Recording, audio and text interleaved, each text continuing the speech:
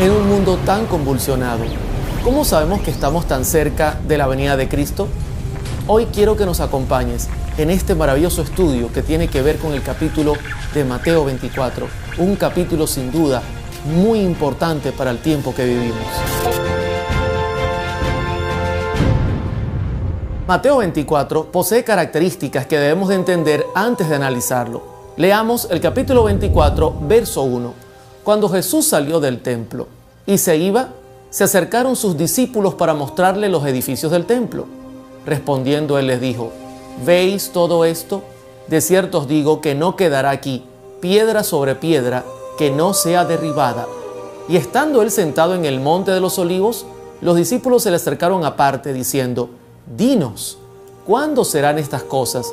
¿Y qué señal habrá de tu venida y del fin del siglo?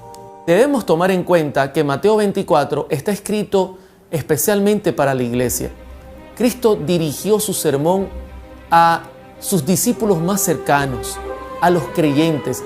¿Qué sentido tendría que un incrédulo escuchar el sermón de Mateo 24? No tendría ningún sentido, porque son señales para los creyentes, para nosotros que hemos creído en su venida. En segundo lugar, Mateo 24 presenta un orden de eventos cronológicos. Cristo presentó en su sermón escatológico el orden exacto en que ocurrirían cada uno de los eventos. Esto es importante que lo notemos porque nos ayudará mucho a centrarnos en el tiempo que vivimos. En tercer lugar, las señales que Cristo predijo irían de menos a más, irían aumentando. Pero es importante que notemos también que no se cumplirán las señales en todo lugar. Quizás serán sectorizadas, en algún lugar habrá guerras, en algún lugar habrá hambres, en otro lugar habrá temor por desastres naturales. O sea, las señales estarán sectorizadas, pero seguramente vendrán de menos a más. Eso es importante que lo notemos para avanzar en nuestro estudio.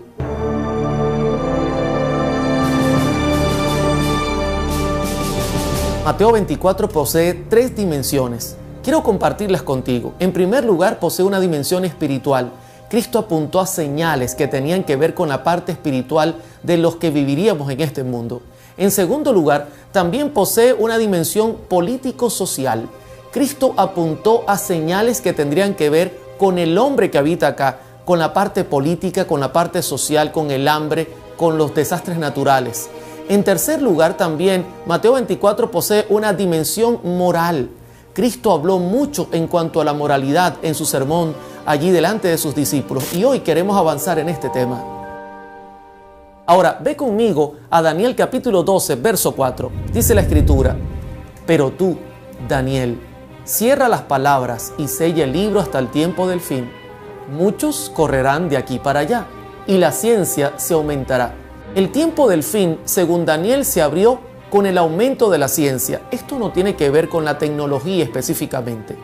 Daniel está hablando del aumento del conocimiento de las profecías, porque él apuntaba al hecho de que cuando el fin comenzaría, había una gran explosión a nivel espiritual en el mundo. Y justamente eso fue lo que ocurrió. Fíjense que luego de un gran lapso de tiempo que el poder católico apostólico romano dominó el mundo, luego de 1798, al caer este poder, comenzaron a aparecer muchas denominaciones. Por ejemplo, en el año 1700, 1800, aparecieron los bautistas. Luego, entre el 1700, 1800 y 1900, aparecen los pentecostales. Los mormones, la Iglesia de Jesucristo de los Santos de los Últimos Días, hacen su aparición en el año 1830. Luego los metodistas en el año 1840, liderizados por Guillermo Miller, consiguen una gran profecía que impulsa el movimiento adventista que fue creado y formado en el año 1863. Los testigos de Jehová, por ejemplo, aparecen en el año 1881. Vemos que fenomenalmente, luego que cayera el poder católico apostólico romano, hace su aparición una gran cantidad de denominaciones que todas portan un mensaje, todas dicen tener la verdad, todas dicen ser la iglesia que predica el evangelio eterno y que tiene el último mensaje para la tierra. Pero inmediatamente Cristo presenta en su Sermón del Monte una gran advertencia. Mateo 24:4 dice: respondiendo Jesús, les dijo: mirad que nadie os engañe, porque vendrán muchos en mi nombre diciendo: yo soy el Cristo, y a muchos engañarán. Hoy día, solo en los Estados Unidos de América, hay más de 30,000 denominaciones. Todas dicen tener la verdad. Y en mi programa de radio, la pregunta que más me hacen es: hermano Oliver, ¿por qué si hay una Biblia, hay tantas iglesias cristianas? ¿Por qué hay tantas denominaciones tan diferentes? ¿Cuál es la verdadera? Es una gran pregunta, pero Jesús dice como primera señal: mira que nadie te engañe, porque Él sabía que esto ocurriría, mis hermanos.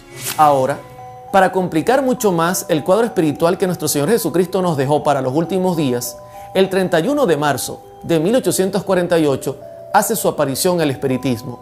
De manos de Kathy Fox y Lea Fox aparece un movimiento que no es nada nuevo, simplemente está haciendo cambios y reformando sus antiguos métodos para hacerlos más actuales en cuanto al mundo en que vivimos, el espiritismo moderno.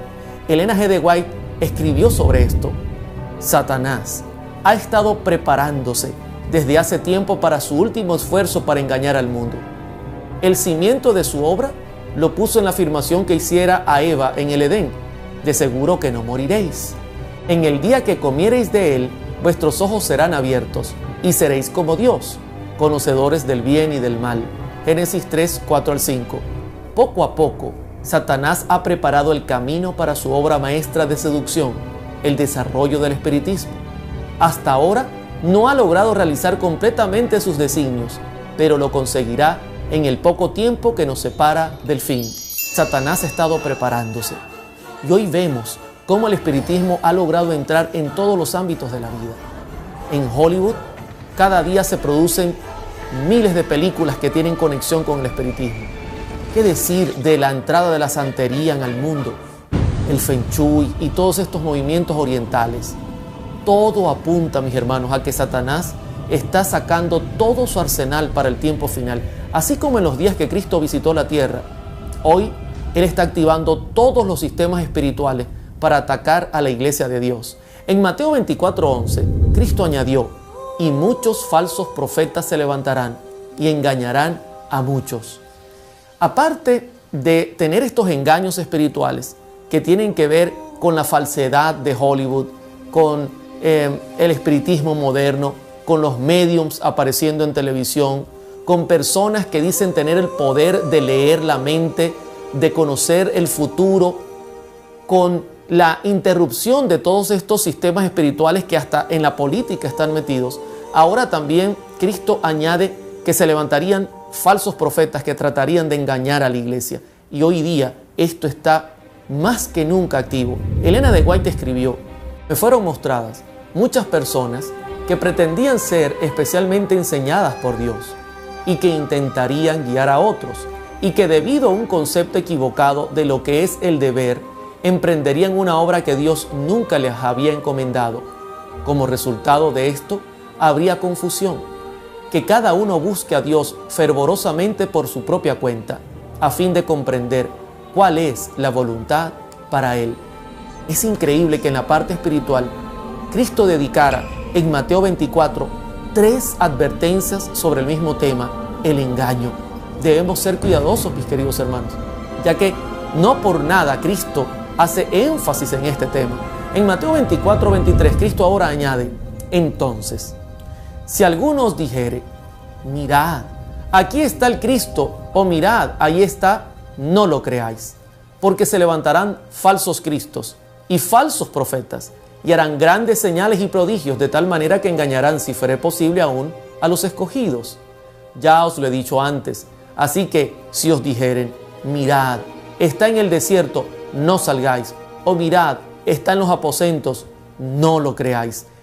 Mateo 24 apunta a un gran engaño que Satanás quiere hacer: aparecer en medio de los hombres, aparentando ser Jesús, con poder curativo, con la capacidad de impactar la mente más preparada, que quizás no espera una cosa similar. Satanás está preparado para hacer una gran aparición, de tal manera que engañaría si fuera posible a los escogidos. Pero Cristo dejó claras advertencias. Por ejemplo, dice la Escritura que todo ojo le verá. Jesús debe aparecer en todo el mundo.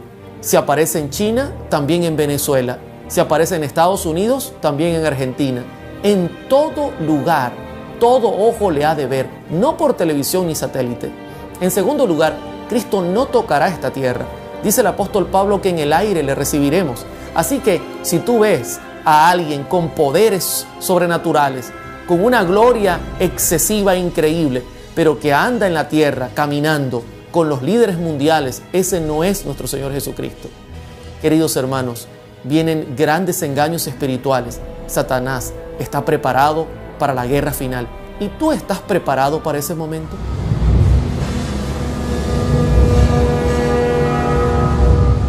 La situación política, social, económica, la situación del mundo en los últimos días será muy difícil. Jesús, luego de presentar en su sermón el punto espiritual, lo que hablaba de cómo estaría el mundo a nivel espiritual, luego el Señor añadió otro grupo de profecías o características que rodearían nuestro mundo y tiene que ver con la vida del ser humano aquí. Y quiero que notemos lo que dice Mateo 24:6. Y oiréis de guerras y rumores de guerras. Mirad que no os turbéis, porque es necesario que todo esto acontezca, pero aún no es el fin. Una de las señales que Cristo dejó muy clara y con gran evidencia fue que en los últimos días habrían vientos de guerra. El mundo estaría convulsionado por el terror de la guerra. Habrían batallas en diferentes lugares. No habría paz en nuestro planeta. Y fíjense que, siguiendo el orden cronológico que hemos estudiado, luego de la aparición de cientos y miles de iglesias que todas hablan de tener la verdad, luego de la aparición del espiritismo y del repunte que ha hecho en el mundo, también debemos hablar de las guerras. Y no es coincidencia que en el año 1914 hasta el año 1919 explotara la Primera Guerra Mundial, trayendo mortandad en el mundo. Justamente luego de la aparición de todas estas denominaciones viene la Primera Guerra Mundial. Terminada, no vino la paz. Apareció la Segunda Guerra Mundial en el año 1939 al año 1945. Tal cual Cristo lo presentó, así ocurrió. El mundo estaría convulsionado y hoy día no ha mejorado la situación. Luego de la caída de las Torres Gemelas, el mundo entró en pánico. El terrorismo comenzó a tomar fuerza. Ya no hay un lugar donde se respire la paz. El mundo está lleno de terror. Hay guerra, el aire de guerra se huele en todas partes. No hay seguridad en este planeta. Por eso Elena de White escribió lo siguiente: vivimos en medio de una epidemia de crímenes, frente a la cual en todas partes los hombres pensadores y temerosos de Dios se sienten horrorizados. Es indiscutible la corrupción prevaleciente. Cada día nos trae nuevas revelaciones de luchas políticas, cohechos y fraudes. Cada día trae su porción de aflicciones para el corazón en lo que se refiere a violencias, anarquía, indiferencia para con los padecimientos humanos, brutalidades y muertes alevosas. Tremendo, un cuadro perfecto de los días que estamos viviendo. Miedo sería la palabra que describiría nuestros días. Ir a un aeropuerto, estar en una plaza, ya no es como antes. El mundo ha cambiado. Todo indica que nuestro Señor Jesucristo está viniendo por segunda vez. Ahora, pero no solamente esto. Noten cómo la sierva del Señor, apuntando a los últimos días, dio con claridad en cuanto a lo que estaría ocurriendo, a los eventos finales que estarían sacudiendo el mundo. El estado actual de las cosas muestra que tiempos de perturbación están por caer sobre nosotros. Los diarios están llenos de alusiones referentes a algún formidable conflicto que debe estallar dentro de poco. Son siempre más frecuentes los audaces atentados contra la propiedad. Las huelgas se han vuelto asunto común. Los robos y los homicidios se multiplican.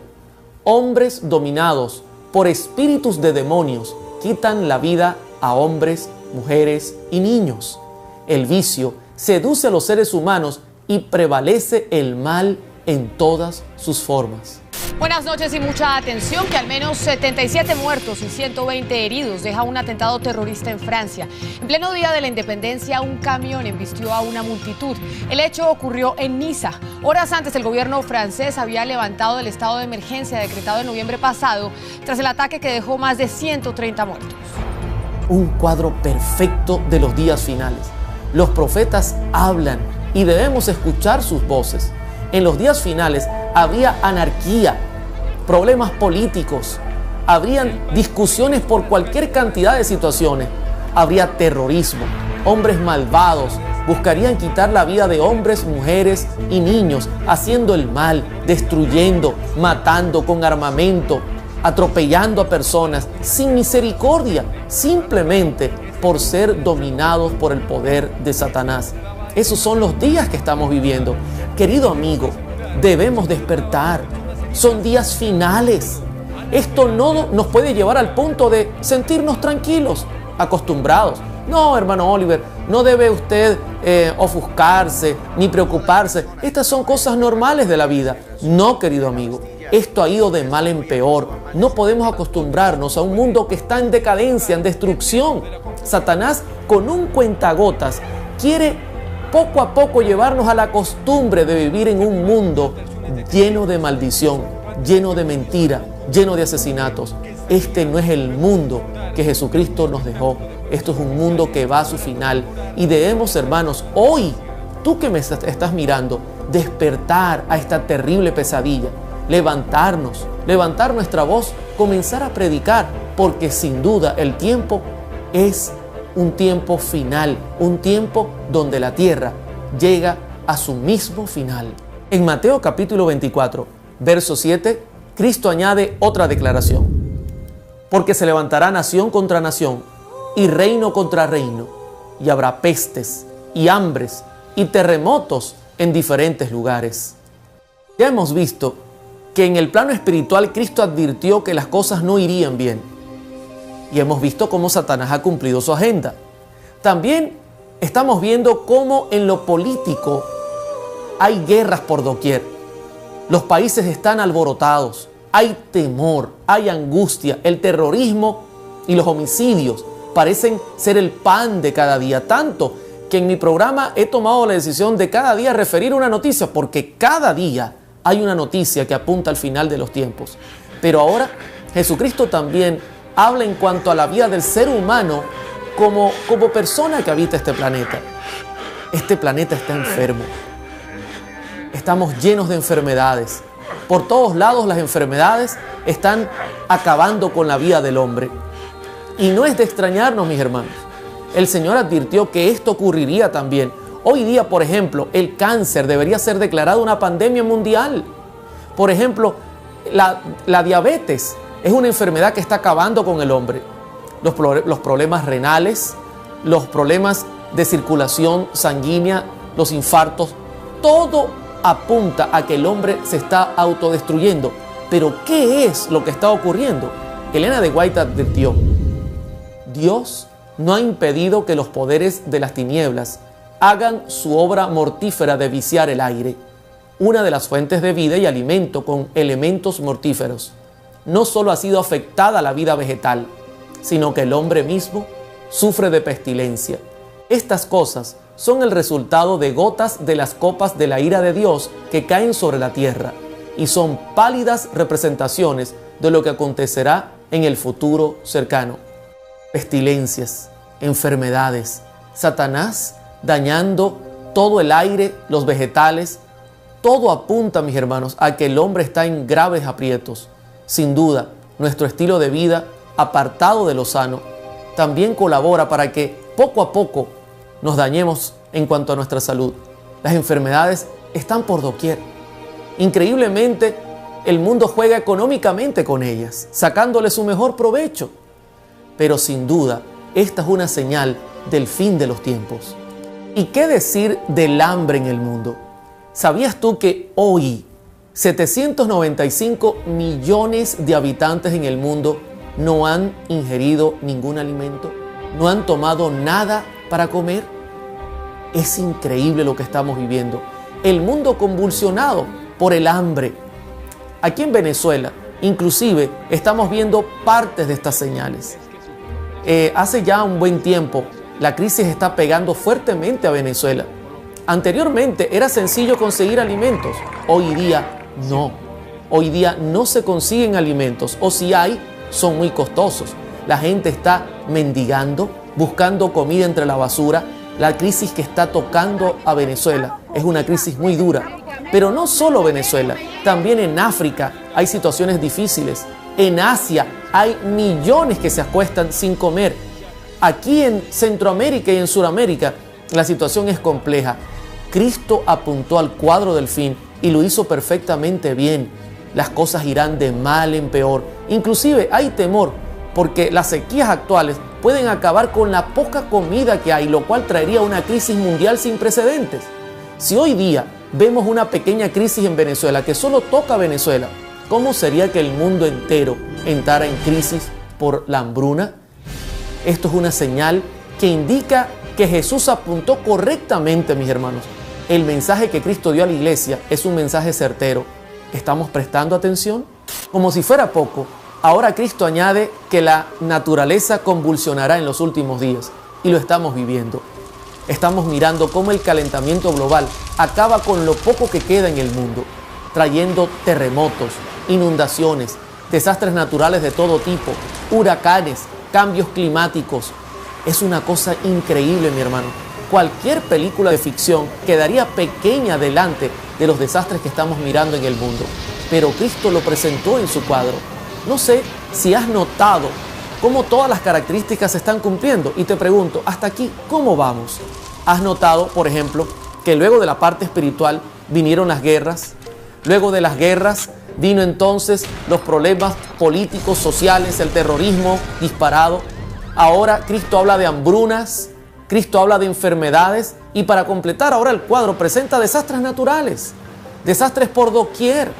De hecho, los científicos dicen que en estos últimos días estamos prácticamente al borde de un gran terremoto que tiene que ver con la falla, por ejemplo, de San Andrés, entre algunas de las fallas.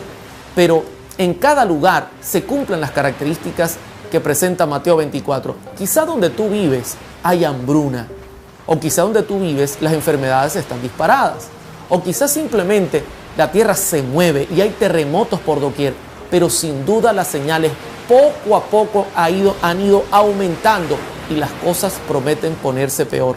De hecho, Elena de White, escribiendo sobre terremotos y la situación del mundo, dijo: ya ha llegado el tiempo en que en un momento podremos estar pisando tierra firme y en el siguiente la tierra estará moviéndose debajo de nuestros pies.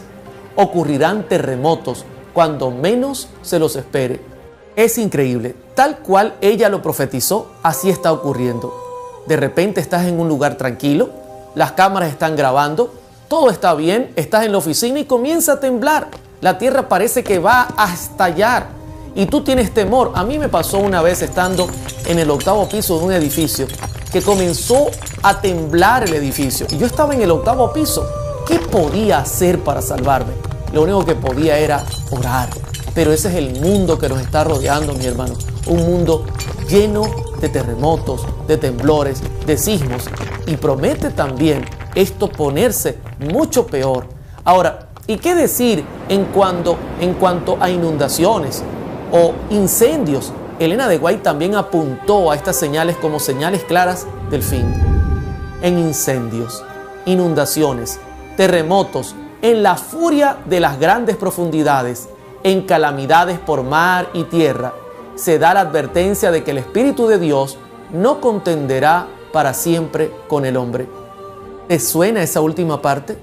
El Espíritu de Dios no contenderá más con el hombre.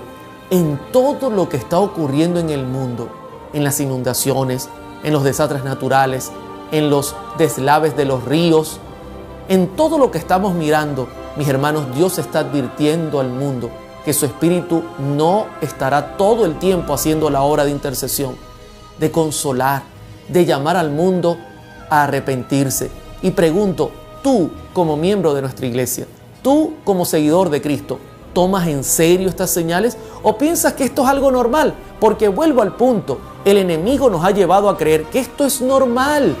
que esto tiene que ver con política, que esto tiene que ver con un gobierno, que esto tiene que ver con un momento específico de la historia. No, mis hermanos, no te confundas. Esto no es nada normal. Todo esto son señales que se están cumpliendo, que tú debes estar mirando y que tú debes tomar en cuenta para poder lograr entonces tu salvación.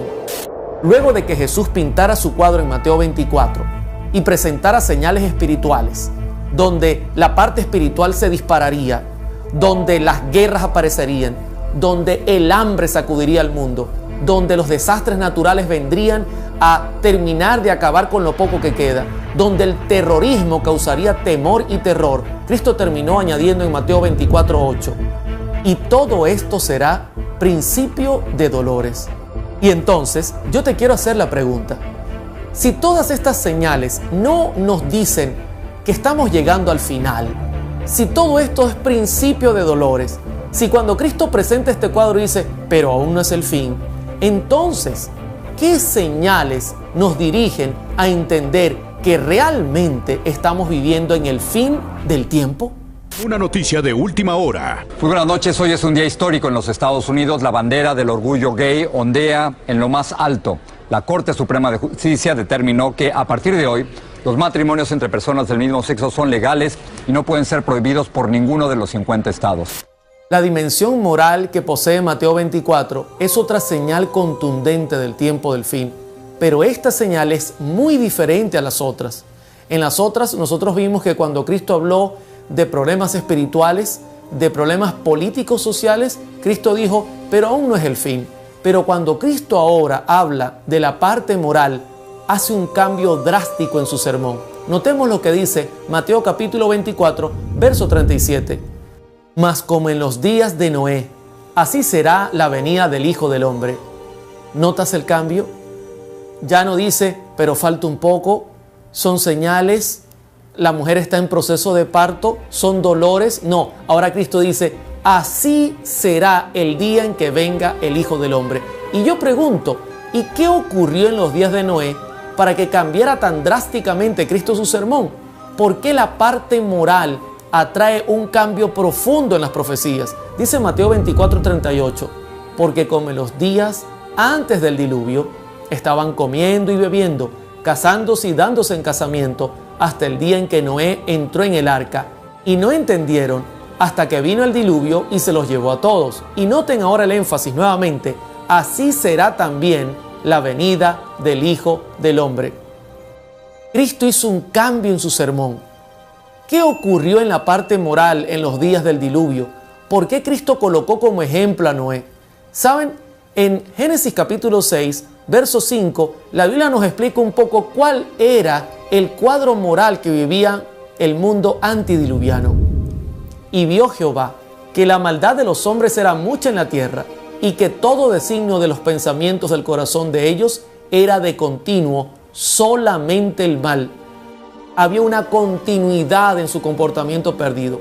Estaban haciendo todo el tiempo lo malo. Era su único pensamiento. No hacían otra cosa sino pensar solamente el mal. Pero ¿qué tan malo era? Necesitamos saberlo, porque esta es una señal que si hoy día se está cumpliendo, hermanos, estamos y estaremos a las vísperas de la venida de Jesús. Mire lo que dice la Escritura en Génesis capítulo 9. Y los hijos de Noé que salieron del arca fueron Sem, Cam y Jafet. Y Cam es el padre de Canaán. Y Cam, padre de Canaán, vio la desnudez de su padre y lo dijo a sus dos hermanos que estaban afuera. Y despertó Noé de su embriaguez y supo lo que había hecho su hijo más joven. Y dijo, maldito sea Canaán, siervo de siervos será a sus hermanos. ¿Qué ocurrió cuando Noé despertó de su embriaguez? ¿Cuál fue el pecado de Cam? De los hijos de Noé, Cam sacó el corazón de Satanás. Cam traía la semillita desde los días del diluvio. Algo ocurrió entre él y su padre que trajo y atrajo la maldición, no sobre él. Yo quiero que noten el énfasis. No fue sobre Cam la maldición, sino sobre Canaán, su descendiente, el nieto que tendría Noé. Ahora, Elena de White amplía la información y nos hace un poquito más claro el cuadro. Al hablar de los descendientes de Cam, refiriéndose al hijo más que al padre, manifestó Noé: maldito sea Canaán, siervo de siervos será a sus hermanos. Génesis capítulo 9, verso 25. El monstruoso crimen de Cam demostró que hacía mucho que la reverencia filial había desaparecido de su alma y reveló la impiedad y la vileza de su carácter. Estas perversas características se perpetuaron en Canaán y su posteridad, cuya continua culpabilidad atrajo sobre ellos el juicio de Dios. No sabemos exactamente cuál fue el pecado de Cam, pero fue algo monstruoso, algo que heredó Canaán, su hijo, y que posteriormente, por este comportamiento, estos rasgos heredados, el hombre poco a poco y la descendencia de Canaán fueron trayendo los juicios divinos. Nota las características que aparecen. Ahora yo pregunto, ¿qué tan malo era Canaán? ¿Cuál fue el pecado monstruoso que cometió? ¿Qué tan mal y qué tan perversa era la gente antes del diluvio? Inmediatamente, al notar que la hermana White habla de su descendencia, debemos ir a la genealogía de este joven Canaán. Y miren lo que dice Génesis capítulo 10.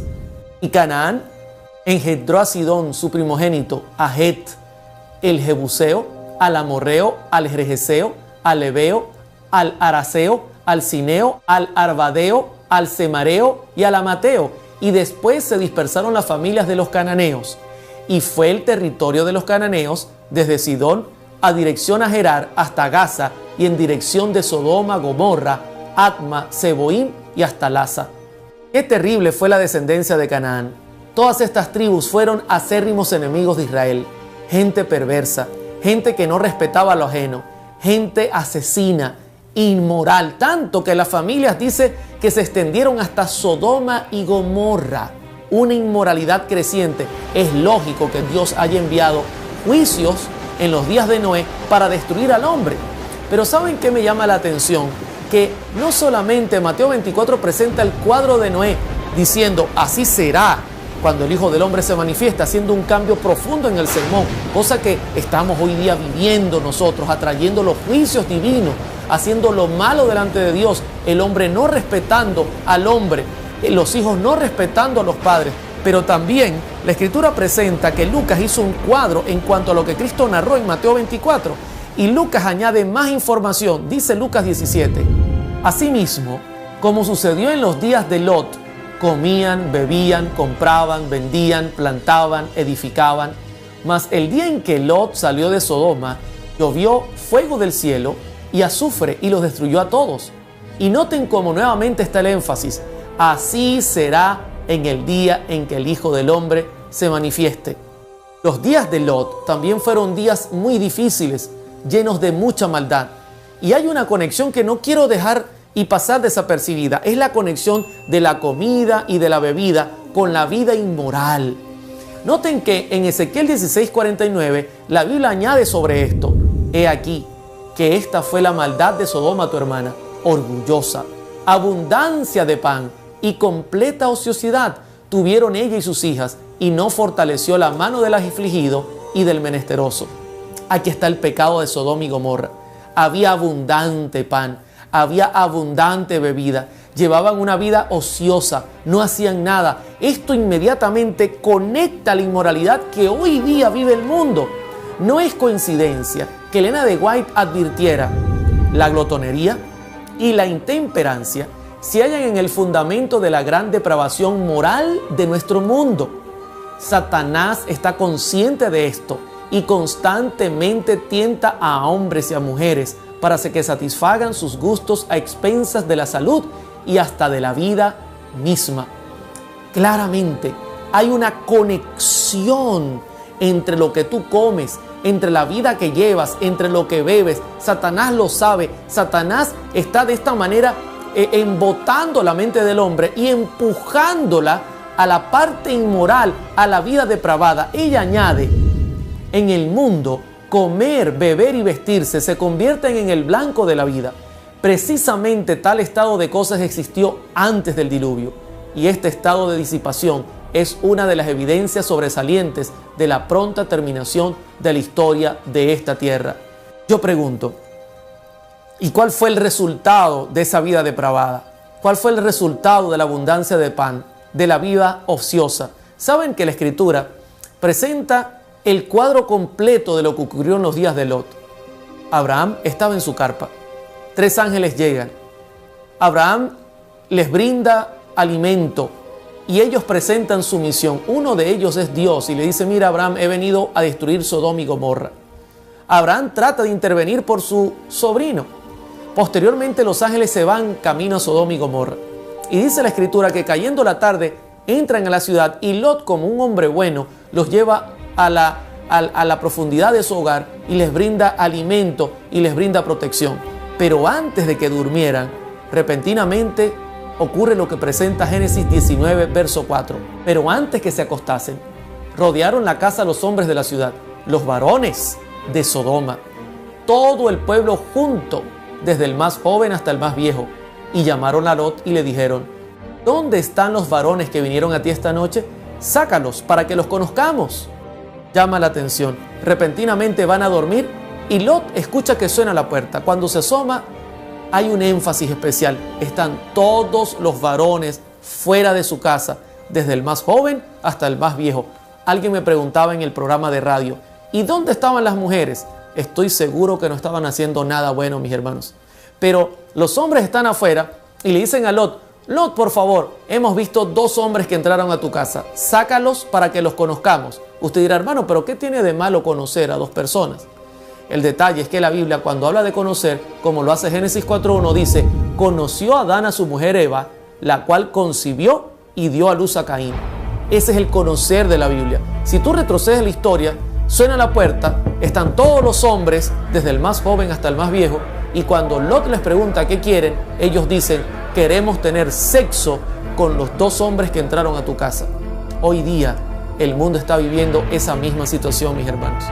Hoy día, nuevamente, la inmoralidad creciente, el desastre que estamos viendo, es increíble.